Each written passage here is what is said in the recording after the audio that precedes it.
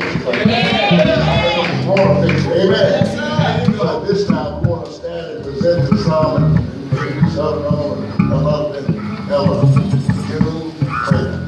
Amen.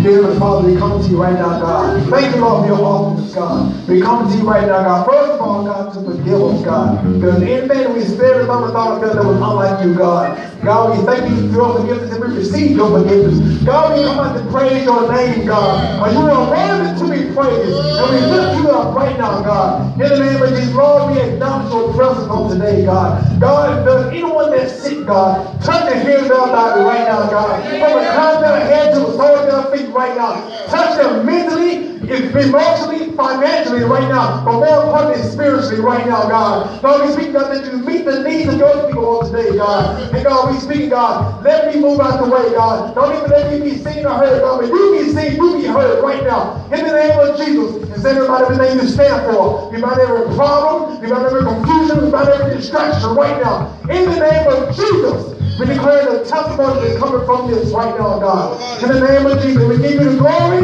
we give you the honor, we give you the praise right now. In Jesus' name we pray, we say amen, amen, amen. You may be seated at this time.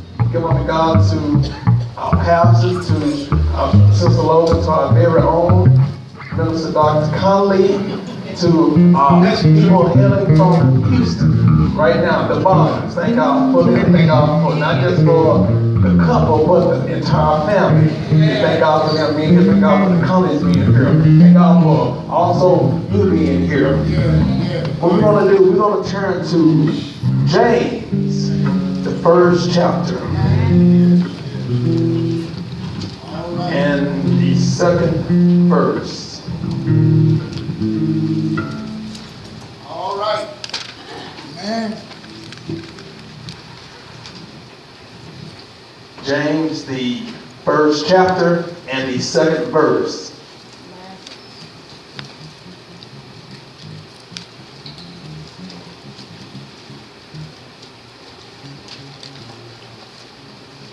For those who have, say, I have it. Have it. For those who need a few more minutes, say, hold on.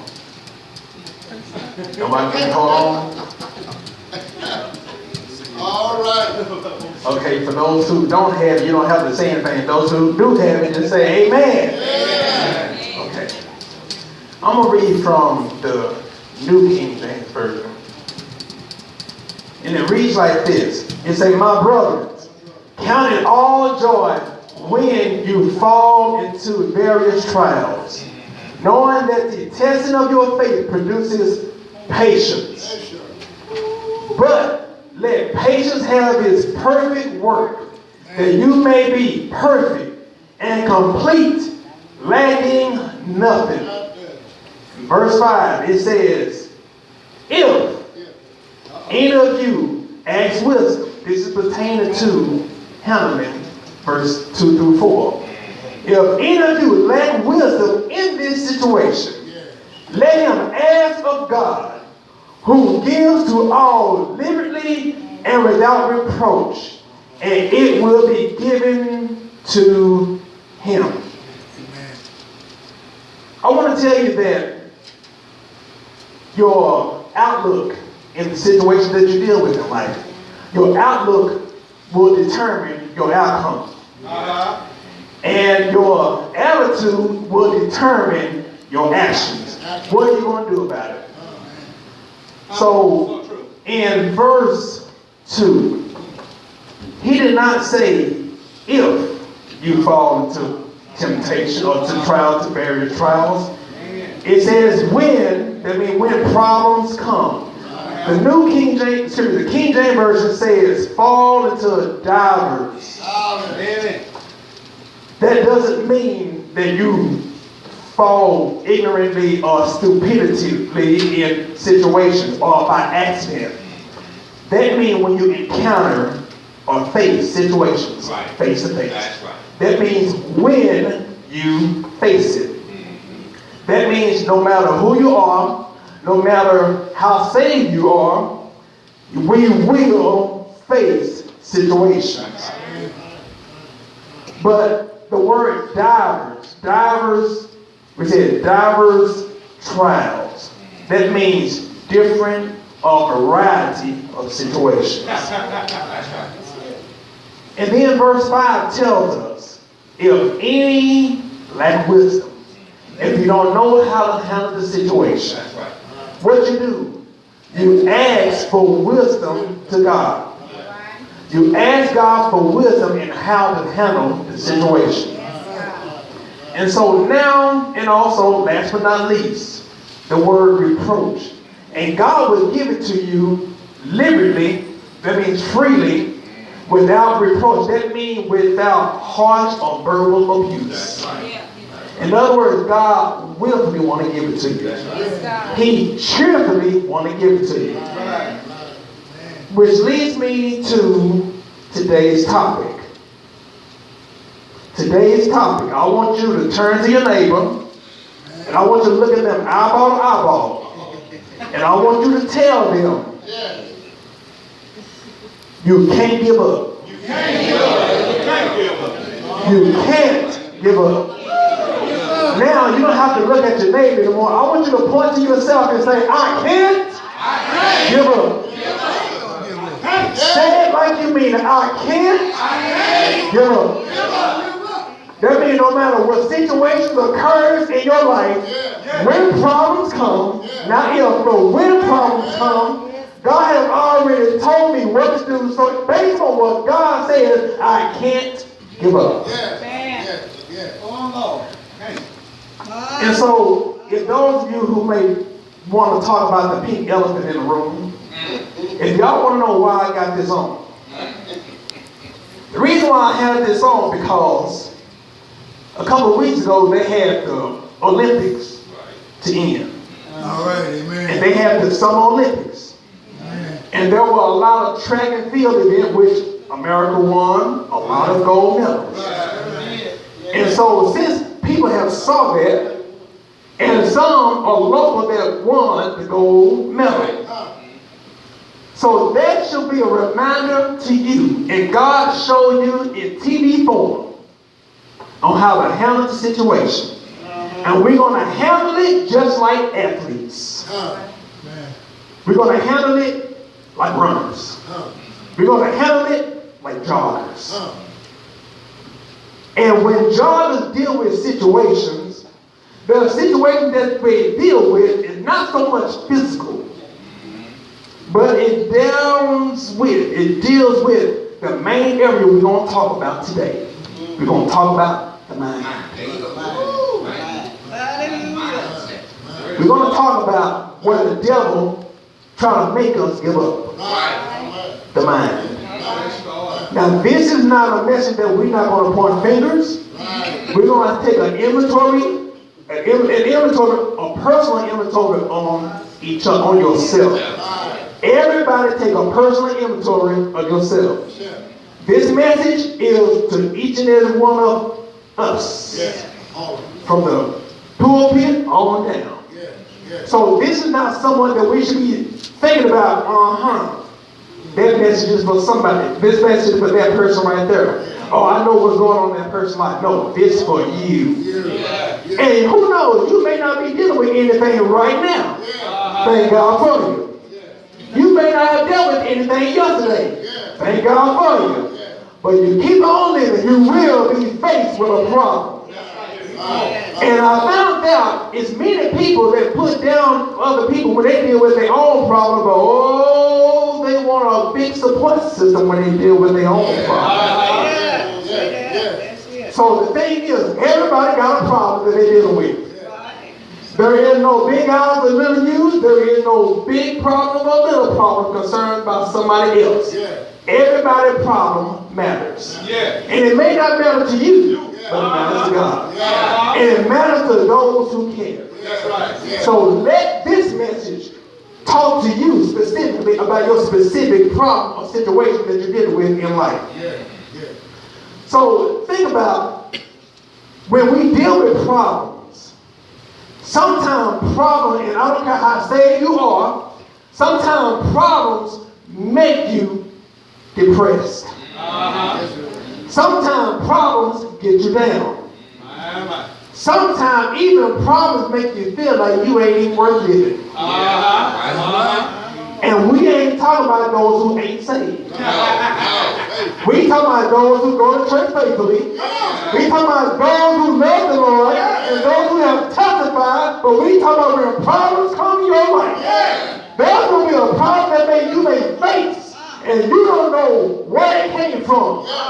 And the same God that delivers somebody else, you have to remember that God can do it for you. So the thing is, we all go through problems. We all go through situations. That's right. And even when I found out, you know, when we see a lot of people in the streets, I found out there's a lot of people that beat up on people who are homeless. It's easy for us who have homes, it's easy for us to look at them and say they need to go out and get a job. It's easy for us to say, why are you homeless? You got somewhere you can go to. You got somebody to go to. But we don't know the backstory. When we see that girl on the street, we don't know what caused her to go to the street. A lot of times we just look at, well, she been bad all her life. I'm going to tell you like this.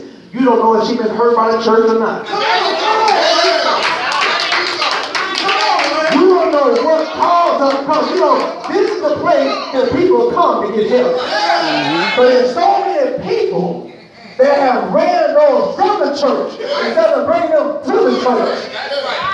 And now, we tell them God is good, but they don't see who God is based on you being a false representation. That's right. And so now, God is trying to help those who have been hurt by the church. And also those who are weak in church. But it's not for us to point our finger on them or try to find out what their problem is. The thing is, it's time for us to love on them and tell them that they can't give up. That's right. So when you think about it, you may have arrived. God bless you. But guess what? There are people still living. You may have overcame the 3rd grade and 4th grade. You may have graduated and even made it to 12th grade. But don't you know there is somebody that's an underclassman coming behind you to look at you to see if you're an example to help them to hold on. Don't you know it's a bad feeling when somebody gets beat up and ridiculed in the 9th grade? And then when they graduate from the 9th grade, make it to the 12th grade, the same one that used to get beat up in the 9th grade, they fail to remember how it felt being in the 9th grade. And so what happened? When they were in the 9th grade, those that used to be beat up, those who used to be called nicknames, those that used to have their hair pulled, those who the boys used to get beat up on and get wedges, when they become in the 12th grade, what they do, they became the same person that they didn't like. And so why is that? It came because they became someone that they hate. And now we talk about it happening in the school, and now it's happening within the church. And so now God is ready to clean his house. He's not going to go down into the street and deal with those who ain't saved. Because those who ain't saved, a lot of times they ain't saved because those who are in the church. The word of God is for everybody. John 3:16 said, for God so loved for Dallas, for those who are living in Austin, for those who living in Texas, for those who living in Mississippi. No. The Bible says, for God so loved the world that he gave his only begotten Son. And the key thing was he gave even when we were yet in sin. So in other words, God came for those who are sinners, who were in need of a Savior. And so if you look at it, all of us were in sin in some point of our life. All of us had some type of struggle or issue that we dealt with. And so now, this is the time for us who have been delivered from certain situations, now is the time to come back and help those who are dealing with situations. But we have to tell them that they can't give up. God wants us to bring those who have been kicked out of the church, already out of the church now, to bring them back in. But I found out they're not going to easily come in by you telling them. They want to see the fruit, which is love. A lot of times we may say the right thing, but we don't say it in the wrong way. We say it in the wrong way. We don't say it in love. You can say the right thing in the wrong way and you get the wrong results. A lot of times, even when you look at married couples, when you look at people that are courting and dating, you can say the right thing, but when you say it in the wrong tone, it makes it ineffective. So in other words, when you say it the right thing, you have to say it in the right tone and you get the right results. And when you say it in love, love will say it with an understanding of that person's need. But when it comes down to selfishness, when it comes down to arrogance, when it comes down to bullying, bullying will make you look at yourself and not the other person's needs. So now, God wants us to first get our house in order and repent. And like I said, it's not talking about those who ain't saved. That's right. If there's anybody that have done anybody wrong in this walk, you might have seen someone and you just assume, we're church people, we assume a lot. We see somebody coming in here and we see somebody with dirty clothes and we automatically think that they're home. But what if that person so happened to have had an accident on the way coming to the church and they saw this church door open and they looked and saw the first church that was open? How will we respond to them? What will we think? First of all, we don't have any responsibility to think because our mind's supposed to be on Him and not them. So that busts out a lot of the preconceived notions. So the thing is, God wants us to help those come back to the family because we are a family. So we understand when God made us to not give up. But I want to share something with you. 2 Timothy 1:7 from the Amplified. It said, for God did not give us the spirit of timidness or cowardice, of craving or cringing or taunting what? Fear. But He has given us a spirit of power, of love, and of calm and well-balanced mind and discipline and what? Self-control. Dealing with the mind. Don't you know there are many people who have an addiction, and the addiction is not drugs. The addiction is not something that you see. It's an addiction right here in the mind. I found out the biggest addiction that goes on, and we don't have to go into detail, but the biggest addiction is not drugs. It ain't alcohol. It's pornography. Why is that? Because in church, if somebody's doing drugs, you can see them doing drugs. You know who a drug addict is based on them smoking or even their behavior. Somebody drunk, you can tell by the alcohol they're breathing out. But what about pornography? Can you see what's on a person's mind? Can you tell? I found out pornography is so strong, you can be 50 years old and remember the first scene of pornography that you saw, 3 years old. But you can't even remember 2 Sundays ago, last Sunday school lesson. You can remember that image because it's been engraved in your mind. But the conversation that you had on the way to church, you don't even remember it. I'm going to go a little bit deeper into the house. You can remember every person that you've been sexually involved with. But you can't even remember the cousin that you met 4 days ago. Right. Why is that? Because the mind, where the devil wants to play with God's people, were in the mind. And so now we understand where the battle goes on at. It goes on in the mind. And so God told us, when it comes down to it, he said to be transformed by the renewing of your mind. That's right. In other words, a lot of times when we deal with problems, we automatically say what the problem is instead of saying what the solution to the problem is. In other words, when we deal with a problem, we'll verbalize, we'll scream out what the problem is, but we'll whisper what God said about that problem. Yeah. We have to counterattack what the devil is putting in our mind with what God said about that problem. And what I found out, what the devil has said a lot of times is rehearsed back to back to back to back to back.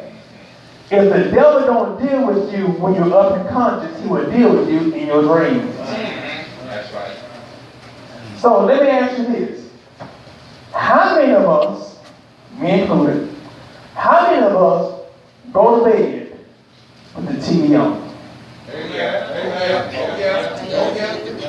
How many of us go to bed with the radio on and it ain't gospel? That's right. That's right. And this is not to embarrass anybody. But I just, even if you don't answer, I just want you to think about it. Right. How many of us deal with conversations and we know it ain't spiritually edifying? Right now. All right. How many of us watch TV like Desperate Housewives or Real Housewives of Atlanta or Dallas, whatever they got on? How many watch those shows and when you take it off, when you cut the TV off, there is some type of like heat that comes into your stomach? Why is that? Because those seeds of what the devil is allowing to be on your national TV, now the devil is putting those seeds and putting it in your spirit. That's right. And what he's trying to do, he's trying to make you avoid what God has placed within you. A spiritual abortion took place within you. This is not to bust anybody. Because the other which, if you be truth be told, all of us are dealing with something. Right. So what we're trying to do, we're helping one another and holding each other accountable. To help all of us to grow up as a family because we are a family. Right. So we understand where the devil is dealing with us, and that's up here. And I found out when the devil messes with you, what he want to do, he wants to make sure that you don't remember what God said about that situation. But when we look into Hebrews, the 12th chapter, it tells us, I'm going to read from a Holman version of the Bible. It says, therefore, since we also have such a large cloud of witnesses surrounding us, that came from, this is the 12th chapter where he was referring to the 11th chapter where he was talking about all the patriarchs, the hall of faith. And each one of those individuals, based on their situation, they exhibited faith to God. So that's what he's talking about. Let us lay aside every weight and every sin that so easily ensnares us. And let us run with endurance the race that lies before us. Keeping our eyes on Jesus, the source and perfecter of our faith, who for the joy that lays before him endured a cross and despised the shame and has sat down at the right hand of God's throne. We want to talk about that runner that fails to quit. That runner. If you look at a professional jogger, a jogger runs and stays at his own pace. Right. But what happens when he make it to the stop sign? Not the stop sign, but when he make it to a red light. Does he stop? No, he don't. Even though he's not making a form of motion, he's still keeping the pace. So what do? He keep the pace until the light turns green. And when that light turns green, then he go ahead and take a forward motion. But he never lose the pace. He keep that pace. Why? Because he knows if he stop, he will quit. 1 minute, Jim. So understanding the mindset of a jogger, they endure excruciating pain, that also is thirsty, excruciating thirst. He has to understand that when he knows he's going to run, what does he do? Before he takes that jog or that run, he always stretches. He loosens up for running.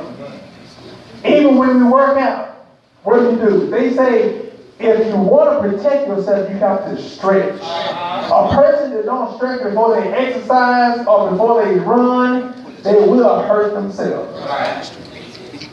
So in other words, you have to condition your muscle on what's ahead. You already know what you're going to do, but what happens is when you stretch yourself, you prepare yourself for battle. And so knowing that when you run and you've stretched, you're keeping your pace. You understand that when you run, you're running with the mindset of not quitting, but to keep on going. But understand, even when we deal with the problems, even those that are going on within our mind, we have to understand who the source is and where it's coming from. Even if it's somebody that you have a conflict with, you have to understand, like Ephesians 6 and 12 told us, for we wrestle not against flesh and blood, but against principalities, against powers, against the rulers of the darkness of this age, against spiritual hosts, that means many, of wickedness in heavenly places. That means the spiritual realm, it comes from the devil. The battle that's going on. The person that you have a problem with, it ain't the problem. It ain't the person. It's the person that has the source, and that's the devil. Every source has come from the devil or come from God. So when we know that there's a problem, when we know that there's a conflict that we have with someone, it's not that person, but it's the spirit within the person. 2 Corinthians 10, 4 and 5 tells us, for the weapons of our warfare are not carnal, but mighty in God for pulling down strongholds, casting down arguments and every high thing that exalts itself against the knowledge of God, bringing every thought into captivity to the obedience of God. Verse 4, it says about the warfare. The warfare, that word simply means a campaign. There's a campaign, just like how they have in the presidential campaign. There is a campaign that's going towards your mind. In other words, the devil is making his bid, and he's trying to let you and convince you of what people have said about you is true. He's trying to make you feel that whatever has gone on to you in your life and what happened, that means that you deserve it. Everything that people have said about you, done towards you, you brought upon yourself. That's what the devil is saying. That's what the devil is saying. But understand, like I said, the devil has a campaign over your mind. And he's trying to make you believe the lie, just like the campaign now leads. But understand this, on a side note, anytime a person have to tell a lie, that means that they already know that they're losing. Amen. Amen. Anytime somebody want to tell a lie, have to tell a lie on you, that means you are already on the winning side. They will resort to any and everything to tarnish your character. So that's just a little side note. But understand, even if they're using every lie in the book, it's no match to the truth God already given you. Oh, yeah. Yeah. I don't care how many people have tried to tarnish your character. Just like they say on TV and court, if it ain't on video, it never happened. Right. That's right. So understand, the devil wants to make you feel insecure. The devil wants you to feel worthless. The devil wants you to feel that you have no purpose. The devil wants you to make you to feel that everything that happened to you, you were made to suffer through that. You were made to go through that. You were made, you said you have no purpose and that's all you're good for. That's what the devil wants you to believe. But that's not what God said. So what we're gonna say today, we're gonna shut down the devil's campaign of lies, of schemes, and of manipulation. See, you're not what somebody has said about you. You're not what somebody has done towards you. And you're not how somebody has treated you. God is not even concerned about people's opinion about you. All right. All right. God is not even concerned about the opinions of others. God is not even moved by opinion. And guess what? God has no opinion. Right. You know why God has no opinion? Because He's truth. God is not moved by opinion. He moved by facts. Anytime when the devil will even deal with Jesus, what did Jesus say? It is written. It is written. So when somebody encounters you and lie upon you, when someone mistreats you or talk about you, what do you tell them? You tell them it is written. That's right. This is not going upon your opinion. Because opinions have no room in courts. And so if opinions are not moved in court, opinions are not mattering in the spiritual realm. That's right. So what we're going to do, we're going to speak what God said about our situation and about ourselves. So understand, God has no opinion and He goes by facts. And every time God says something, it happens. Why? Because He's speaking in the atmosphere. And when God speaks, it happens. But the reason why we have the results that we have is because we say the wrong things ourselves. Right. Right. And so when we say the wrong thing, we get the wrong results. And when we say if it ain't one thing, it's another, then we just put emotions to something else that happens. Because why? Because we just said that's what we want. I say we have what we say. The reason why we got the problem that we have because we saying what we have. But when we have what we say, we're going to say what we want and we'll get what we need. So what do? What do? Whatever going on in our life, we look up on what God said. That's right. Whenever you go into court, they always tell you to go to the law library. There's a law library by every court. There's a law library in buildings. And so what they do, they give you accessibility when you're in court. If you take a break, they give you some place to go to get the answer that you need for you to look it up for yourself. And so now each and every one of us have not a disposable, but we have in use something that we can use for the Word of God. Some of us may not carry our Bible, but some of us have phones. Yeah, there you go. There you go. Some of us may not have the Bible app, but we all got internet. Yeah. Some of us may not use the internet. Some of us may not have a Bible app. But we got somebody we can call that can help us get the answer. That's right. That's right. So in other words, we help one another, and we're here to tell the person that's there that we're helping to never give up. So when we understand how much God loves us and help us to understand how to handle whatever's going on up in here and help us to have accessibility to His Word, then it helps us to understand how much He loves us. Yeah. So understand, God loves you and God has so much value within you. Right.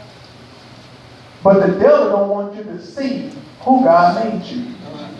The devil does not want you to see the real you.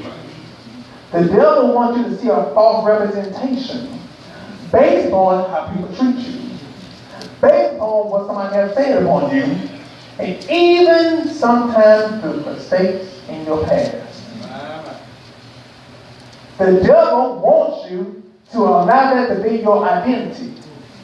The devil wants you to make you feel that the problem that you have is the problem that identifies who you are. The devil does not want you to understand the real core of who you are. Don't you know that God made you the apple of His eye? That's right. Yeah. Don't you know that He made you a little lower than the angels? Yeah. Yes. Even when we read the Bible, even in Genesis, it said, let us make man in our own image and likeness. That means God's nature, God's charisma, Yeah. His humor, and His tears. Yeah. His emotion. Yeah. So don't let anybody make you feel like you're just emotional. No. God made you that way. And however you want to express yourself in His house, you want to do that. Yeah. God made you with so much value. Why do you think that He allowed His Son Jesus to die for you? Right. Did He say that He died for the animals? No. No. The plants? No. The wildlife? No. No. We are the only creature that God created that has His Spirit. Yes. That's right. That's right. God made us so valuable. He made us so valuable that He gave us dominion over everything. That's right. That's right. Don't you know when you look at the circus, don't you know that I don't care how big the elephant is, how long he's been alive, whenever there's a trainer, there's the ringmaster. That ringmaster gives the orders to the elephant and the elephant must obey. Yeah. If he does not obey, he get kicked out of the circus or he get disciplined. Yeah. Now, I don't want anybody to be thinking I'm for animal abuse. I'm just giving an example. Yeah. But understand, God made us have dominion over everything. And everything that's in this world is for us. He has already given us everything that pertains to life and godliness. In other words, not just Him died upon a cross for our soul, for salvation, but also for us to even enjoy here on earth. Right. Everything on this earth is for us to enjoy. So that means, even if you, whatever position that you may have in church, it's okay to take your family out for vacation. Yes. Yes. Yes. It's okay to take your family or even your spouse out on a date. That's right. It's okay to take your family sightseeing, to enjoy the nature of what God has placed for YOU. That's right. We cannot really understand and enjoy heaven up there when we have not enjoyed or understand the purpose of down here. Amen. So in other words, God has made all of that for us to enjoy. Yes. Because He has given us so much, He has invested so much within us. That's right. Like I say, he has invested what? Himself. He even said that I'll swear by my own name. Yes. He has given us so many promises for you. So understand, when he tells us how valuable that we are, don't you know he even told us that he will never leave nor forsake us. Yes. No matter what situation occurs in your life, he said, I will never leave nor forsake, I will never abandon you. That's right. I will never leave you as a castaway. Yes. That's right. He also told us to cast all of our cares upon him because he cares for us. Yes. In other words, he wants to take up the load of what you're dealing with. Yes. Regardless if somebody threw it upon you or if you put it upon yourself. Even in the Bible it tells us, if you acknowledge me in all your ways, he shall direct your path and he shall make your pathway straight, make it plain. Right. But what I found out that's not just in the beginning of a situation, Right. that means even in the middle of a situation that you cause upon yourself. He said, if you acknowledge me, if you repent, if you come to your senses, that what you did, it was wrong. That's right. But I love you enough Yeah. to help you fix it. Yeah. Matter of fact, just give it to me and I'll fix it myself. That's right. For those that know me, I'm not mechanically inclined. Right. A couple of years ago, I was waiting on my dad. My dad was supposed to be changing my brakes. And he always wanted me to stay there with him and watch him fix it. But I got things to do. Yeah. I got some responsibilities I got to take care of. So how about if I just go ahead and leave the car and let you work on it, because you're going to work on it anyway, and let me go ahead and take care of this, and when you finish with it, call me and I'll come by and pick it up. And he said, no, you're going to stay right there. And so he took forever. He didn't work on it yet. He had me to go ahead and just wait because he wanted to take care of the other customers because the other customers going to pay. But I told him, I'll pay. He said, no, I don't want your money. I want you to stay right there. So I'm waiting and finally he took too long. So you know what I did? I jacked it up myself. I took off the tires. I took off each one of them tires. And I looked and scratched my head and figured out how in the world am I going to take these brakes off. I've never done it myself. So what I did, I started taking out parts. I started taking off one by one. And he stopped what he was doing and he looked and he just shook his head and just kept on going. And so finally, I took it apart. And I got the new one. And the method I always did, always blew on it. And now it was time for me to put it back together, and I couldn't remember where it went. And so what I did, I put it down, and I had to sit there and wait on my dad. And so he said, this boy, I can't believe. So he went on, he did it. He started working on it. But what that showed me was, even in the mistake that I was doing for taking off parts that really should be taken off, he said, move out the way, I'll handle it. So that's the same way that God deals with us when our problems come. Even if you made a big mess in your life, he said, don't worry about it, just move out the way, I'll take it off.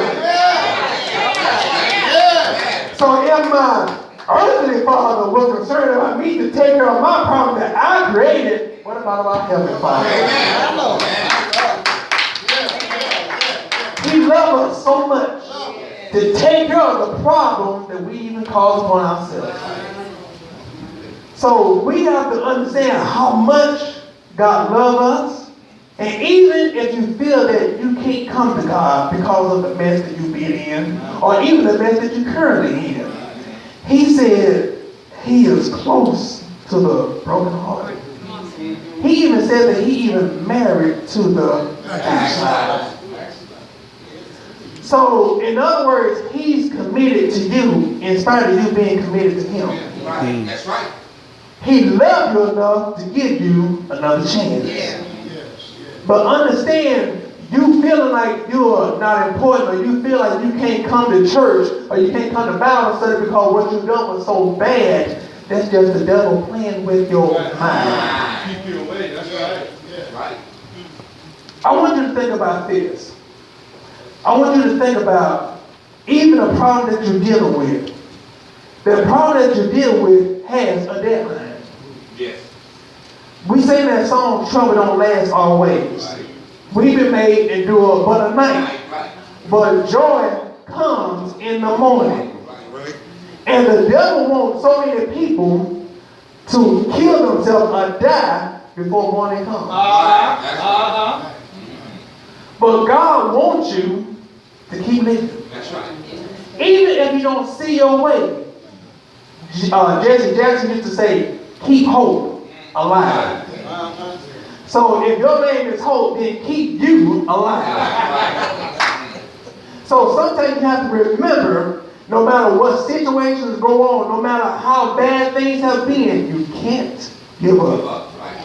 Because when problems come, it lets us know that on the other side of problems is victory. Right. On the other side of problems are also our purpose. Our identity is not defined by what we go through, but it's how we handle what we go through. But we can't give up, no matter what it looks like. We can't give up. I want to share with you a story. There was an old man, well, he was a young man, that lived in a cabin. And he was very sick. He had bad respiratory problems. He coughed. He coughed like every 2 or 3 minutes, every day. He was weak.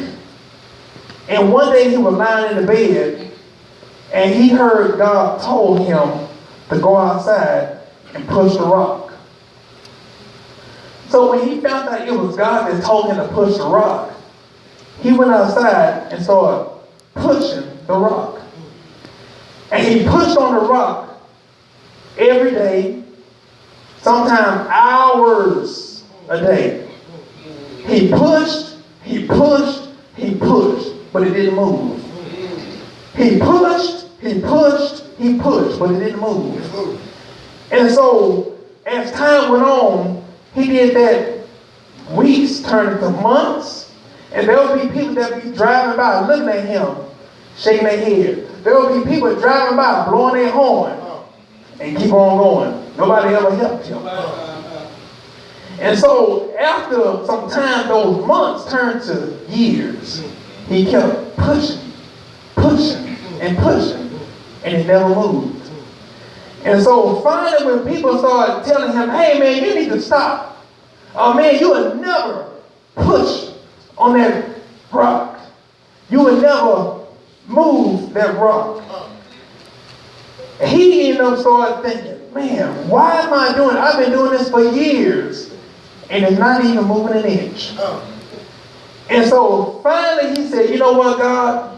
I'm tired of this. I'm tired of this. I've been out here for years moving this rock, and it's not moving.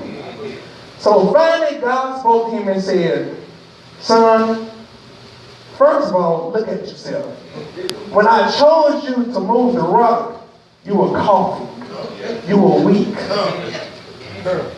He said, but look in the mirror and look at yourself now. He said, you got biceps. You got triceps. You got deltoids.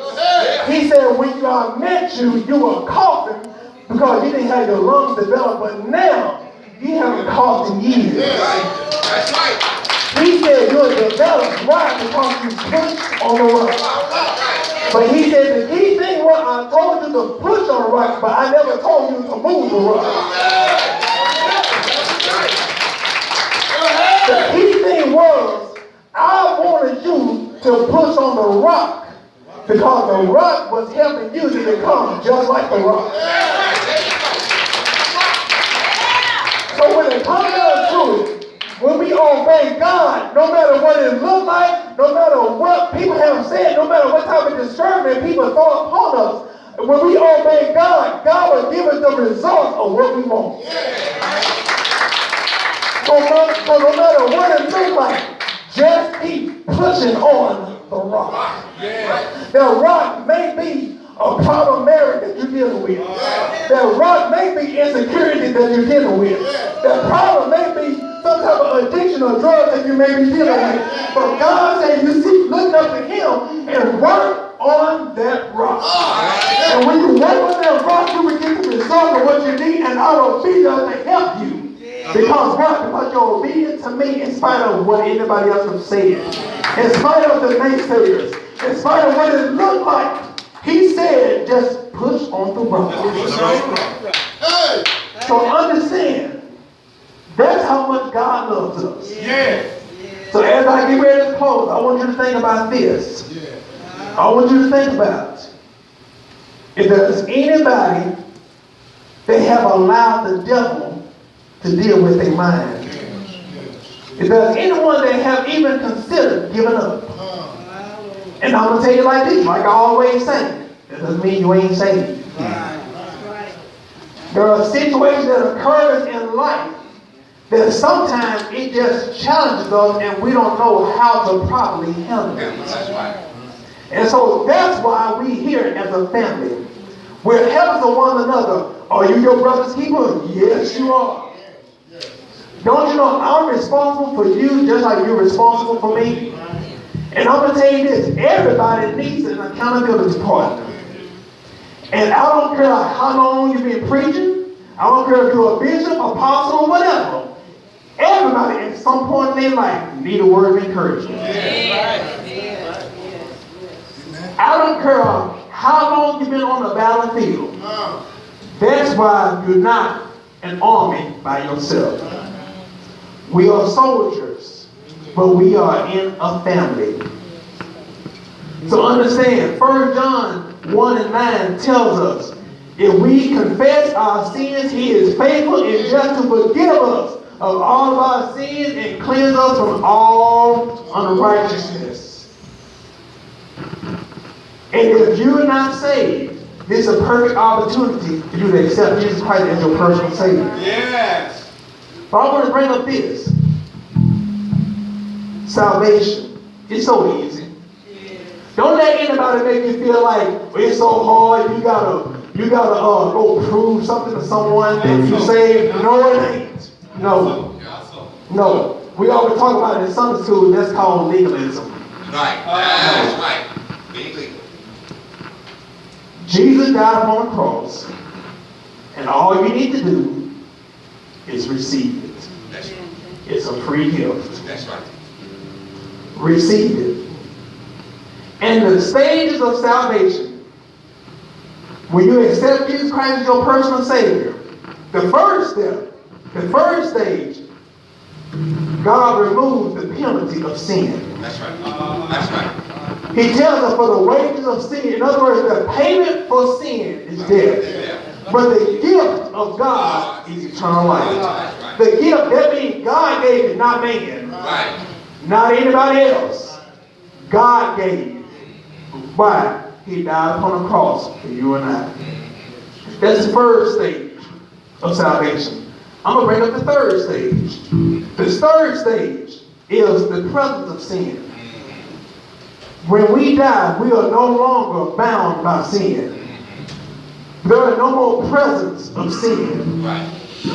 So sin, there is no sin or evil in God's presence. That's right. That was the first step, that was the third step. But let me bring up the second step. The second step, when you accept Jesus Christ as your personal Savior, and He did remove the penalty of sin, but that second step, sin no longer have power over you. That's right. Sin has lost control over YOU. In other words, before you got saved, sin was mastering you. Right. But now you're mastering sin. You don't want to tell the sin you got to leave my life. You don't want to tell the sin you got to leave my family. You don't want to tell the sin you're going to leave my marriage. You don't want to tell the sin you're going to leave my children alone. You don't want to tell the sin you're going to leave that problem in that situation of my job. You're going to leave it alone. Why? Because I got control over sin. I'm speaking. God said, if you speak to the rock, it will move. He didn't tell you to climb the rock. You're supposed to speak to the mountain and it will move. You speak it and it obeys what you say. Why? Because you have what you say and God has given you dominion over all of that. That's right. So understand, it's so easy being saved. What makes it hard is us don't want to give up those things that's hindering our relationship with God. It's so easy. I did not realize that being saved brought so much joy.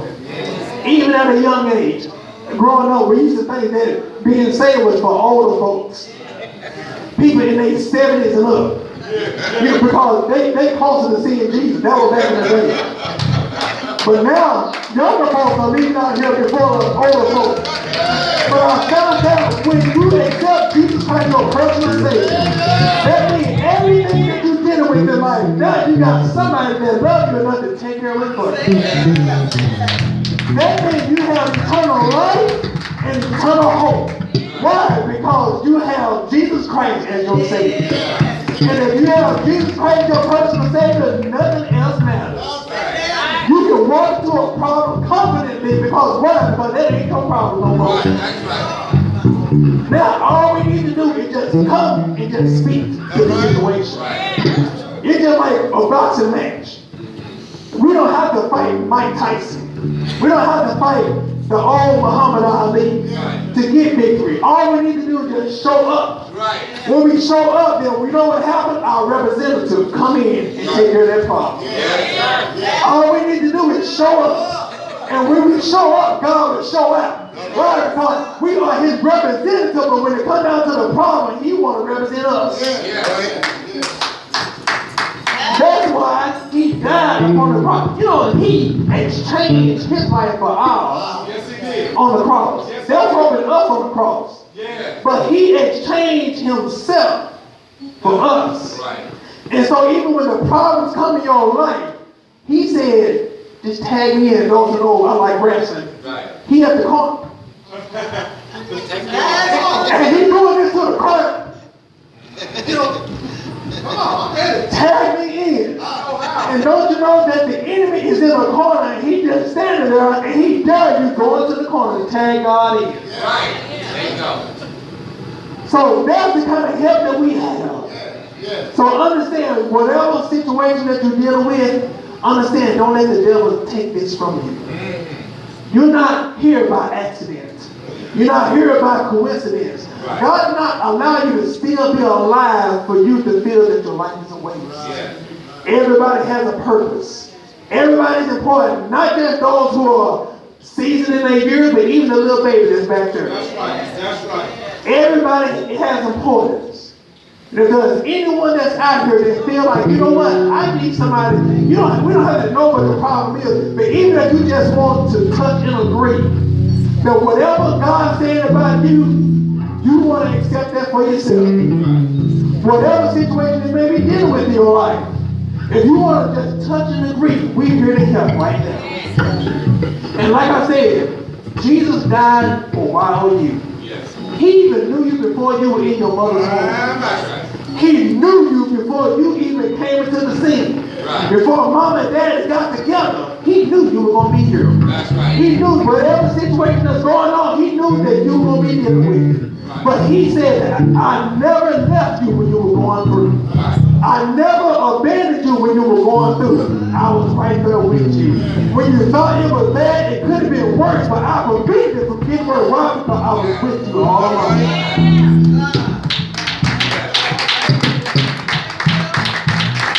So does anyone here that want to touch and agree, the church of the Lord is now open. If there's